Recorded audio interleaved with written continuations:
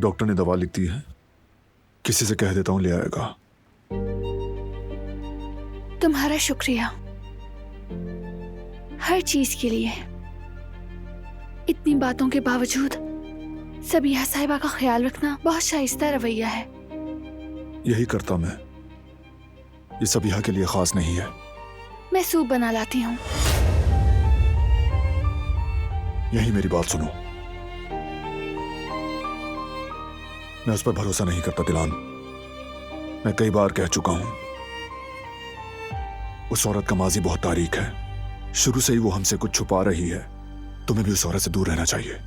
मैं जानता हूं तुम्हारी नीयत सबके लिए साफ है, पता है मुझे, लेकिन वो इसकी मुस्तहिक नहीं। इसीलिए उस पर भरोसा मत करो दिलान। हो सकता है वो इतनी बुरी ना हो। अगर कोई राज है भी तो शायद उनके पास उसे छुपाने की कोई माकूल वजह हो। आखिर हम इंसान हैं, बेकसूर हो सकते हैं। बेकसूर इंसान रिलैक्स होता है, सच्चा होता है, छुपाता नहीं है, वो ऑनेस्ट होता है।